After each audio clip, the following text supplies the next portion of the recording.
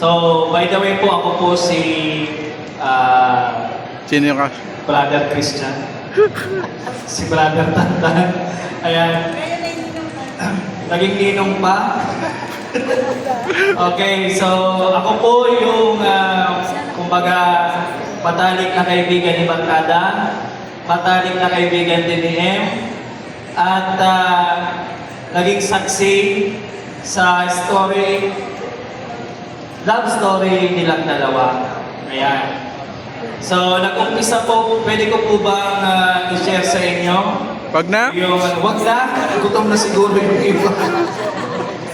Pero ito po, nagsimula po yung kwento ng RH. Ako, nagugulat naman ako dito sa nagasulat dito. RH kasi nakalagay dito. Walang X. Rainier at Hishi. Ang story nilang dalawa, nagsimula po yan kasi si Hishi po, si Ma'am Hishi, ayan, teacher po siya dito sa Santo Cristo Elementary School. Ako naman teacher doon sa kabilang Tawid EDSA. Ayan, si Hishi po ay naging coordinator po yan ng LIS, kung ano po yung coordinatorship na hawak ko. Lagi nagpapatulong, tumatawag kung ano yung mga kailangan gawin sa Asan love story doon? problem at saka issue sa school. Ngayon, ito si Barkada, nandun to sa shop ni Primo. Ayan. Ngayon, pagka si M tawag ng tawag, naiinis, nagagalit, hindi niya maintindihan kung ano yung trabaho na hinahawakan niya, ito si Barkada, sumingit doon sa call. Ay, Barkada, siya pa yun? Parang siya yung ex ko Ito naman si Patola. Sabi niya, wala ko natatanda na naging ex ko na sinakayan niya rin yung ni Barkada na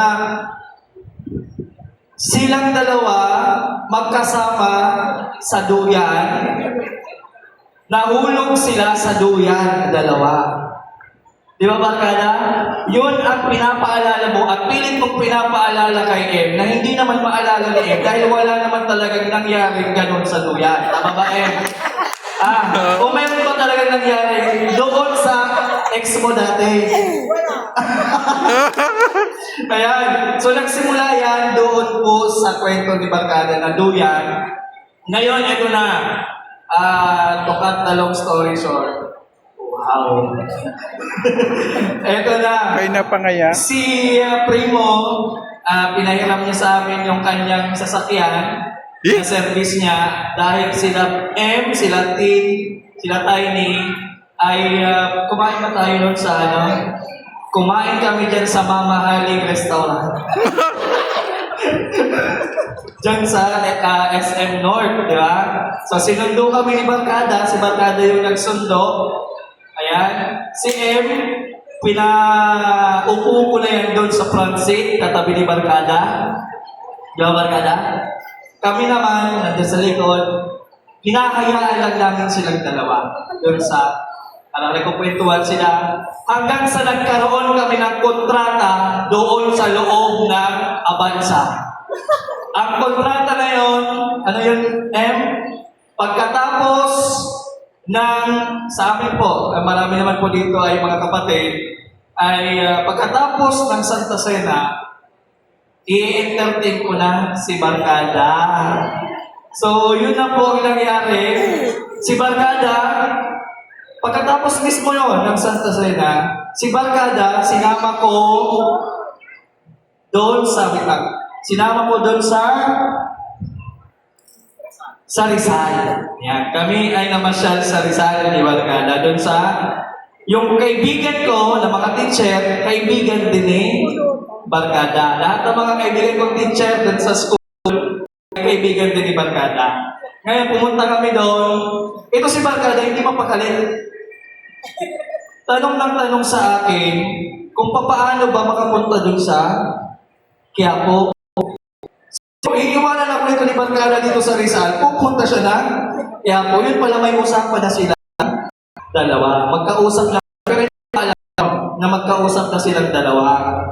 Hanggang sa si Barkada pumupunta na doon kay ano, talagang nagdigaw na kay M. Ito naman si M, dahil nga may kontrata sa loob ng abansa at may pirmahan, ay sinunod niya yung kontrata na yun. Kung may kasunduan sa biyak na bato, may kasunduan din sa loob ng abansa. So yan. So pangalawang kwento na yun sa loob ng abansa. Ngayon, mayroon pang mga hidden story behind that. Mayroong masasaya, mayroong talagang kontrobersyal, mayroong naging harapan. Kasi ito si Barkada, napakapuging dito eh. Barkada? Hanggang sa talaga ang nagwagi sa kanyang puso, at ang nagwagi naman sa puso ni M ay si Barkada, ay nagwagi naman sa puso ni Barkada ay si M. So dahil marami pa din ako. Ngayon, mag-ilan na lang. Nag-iisa na lang po si M. Talaga naman, M, grabe.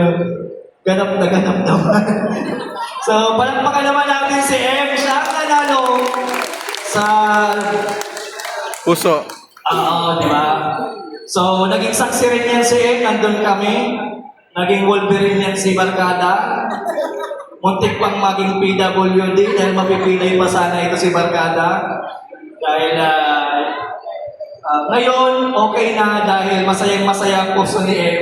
Dahil yun na nga, ang pinili ay siyang nanalo. Di ba? So, ayun na. Hanggang sa hindi na talaga, wala nang patumpik-tumpik pa. Sabi ko kay Barkada, yan na yan si M. Para sa'yo yan si M talaga. M, para sa'yo naman talaga si Barkada. Di ba? So, talagang ito na, nagkatotoo na yung mga plano ninyo. Kung lagi ka man naiinis, dahil hindi naman talaga ako nagiging simula ng pag-aaway. At sana tuwing ang wish namin nila Len, pag magkakahanap tayo, kasi mga kaibigan, kapag nandun po kami, masaya po kasi talaga ang samahan, solid talaga ang tropa namin. Dahil kapag sa isang mesa yan, sabay-sabay kami kumakain, kahit na may nagtatapon ng isang tilapia dyan. Diba? Sa sobrang inis niya, may nagwo-walk out, pero talaga, at the end of the day, masaya at hindi matutulog ang isa na hindi nagpapatawad sa isa't isa. So palakpakan niyo naman itong dalawa na to. Ayan. Oo, so ngayon po, so hindi ko na pahabahan dahil marami pa. Itanungin niyo na lang po ako dahil marami pa po akong ibubunyag sa inyo. So, yung samahan namin ni Barkada, yung pag-meeting namin ni Barkada, sa akin na lang yun. Ayan, so, again, congratulations Barkada at saka M. At masayang-masaya kami ng mga tropa mo dahil graduate ka na sa tropa hindi pa kinakasal. Graduate na si M. Sunod na tabi si Lenny. Ayan. Tapos, sunod na. Okay, so, yun na po. Alam mo, gutom ng lahat. Ayan. Tuloy-tuloy po ang ating kasiyahan. Palakpakan po natin ang mag-asawang RH. Thank you so much, Brother Christian.